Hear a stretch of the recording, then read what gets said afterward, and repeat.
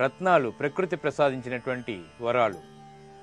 రత్నాలకి గ్రహాలకి అవినాభావ సంబంధం ఉంది. ఇందులో కెంపు చాలా ప్రధానమైనది.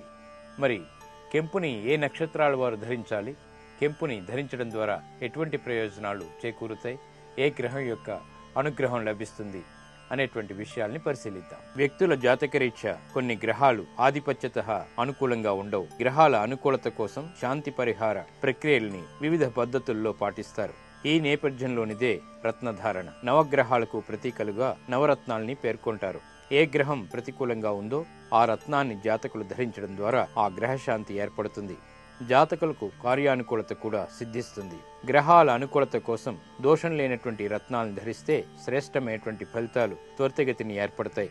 ఉదాహరణకి కృత్తికా నక్షత్రం, ఉత్తరా నక్షత్రం, ఉత్తరాషాఢ నక్షత్రం, అలాగే సింహరాశి వారు ఈ కెంపుని ధరించినట్టయితే జీవితంలో ఉత్తమమైనటువంటి పదవులు లభిస్తాయి. సూర్యగ్రహ అనుకూలత కోసం కెంపు ధరించాలి. కెంపులో పలు రకాలున్నాయి. నవరత్నాల్లో ఇది రారాజు లాంటిది.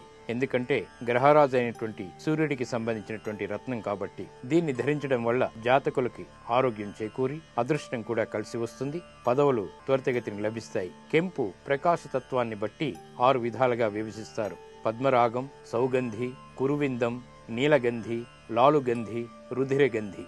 కెంపులో తెల్ల గీతలుంటే అది పడర దోషం, పగిలినట్లయితే త్రాష దోషం, ముక్కలుగా కోసినట్టయితే భిన్న దోషం, పొరలుగా ఉంటే జర్గర దోషం, నల్లని ఛాయ ఉంటే నీల దోషంగా భావించాలి. నిపుణుల్ని సంప్రదించి మేలుజాతి కెంపుని ధరించడం ద్వారా ఉత్తమమైనటువంటి ఫలితాలు ఏర్పడతాయి. ఆరోగ్యం లభిస్తుంది. సూర్యానుగ్రహం కూడా ఏర్పడుతుంది.